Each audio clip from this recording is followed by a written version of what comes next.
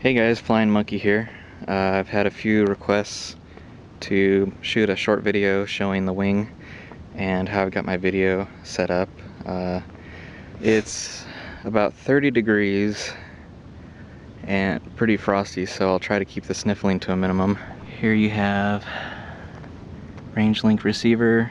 I've got the RSSI coming out and going to a super simple OSD, and then a 1.3 gigahertz 200 milliwatt video transmitter from Ready Made RC.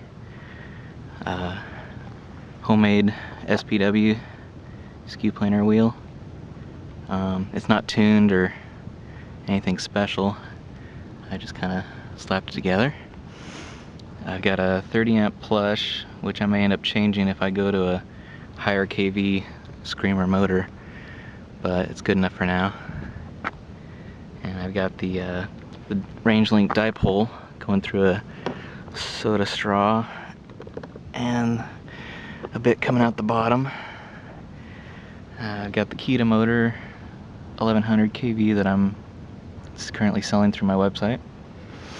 I don't even have the heat shrunk here because I wanted to be able to add in things and lose things, and I'll actually solder these wires to the board instead of using a connector at some point here. As you can see, I had to use a few nuts as spacers. I didn't have the right length screws, but the kits will come with the right length, and it'll also come with 4 screws to go through the outer holes, and then the 2 screws to go through these, making the hole a little bit bigger to fit wide angle and night lenses. As you can see, I don't have any shielded wire, but the wire runs are pretty short. I do have the servo wires twisted and the ESC power wire twisted. I'm using the 5-volt Beck on this for now, but once I put the Skylark Tiny 3 OSD on there, I'll be using a separate 5-volt Beck. Here's my ground station. The plywood structure I made just maybe a week or 2 ago, and it's just hand cut plywood and hot glue and nothing special, but now that I've got things how I like it, I'll probably laser cut a perfect one for myself.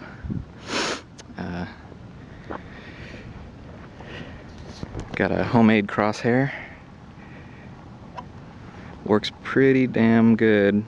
It's not tuned, or at least, you know, not tested and tuned. I got kind of lazy and didn't paint the back half, but I've got Velcro holding it on and Velcro holding the receiver on, so I can swap 1.3 gigahertz for 5.8 or 2.4 really quickly. On the 2.4, I've got a 5-turn helical that Velcro's on here quite nicely, and